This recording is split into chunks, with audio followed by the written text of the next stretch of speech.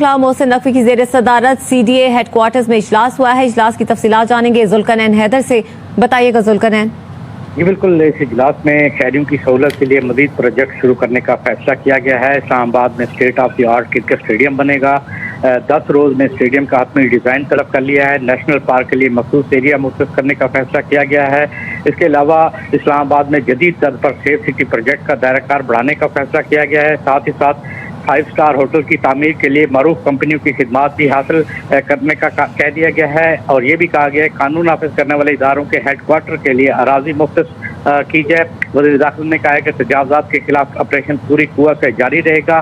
باغدار کرائی اراضی کا مفاد عامہ کے لیے بے دخلی استعمال کیا جائے گا، جبکہ نئے کنونشن سینٹر کی مختص تعمیر کے لیے مختص تجاویز پر غور کیا گیا ہے. اور فیڈرل کانسٹیبلری، رینجر اور اسلام آباد ٹریفک پولیس کے ہیڈ کوارٹر کے لیے بھی اراضی مختص کرنے کا ہدایت کی گئی ہے. جی بہت شکریہ ذوالقرنین.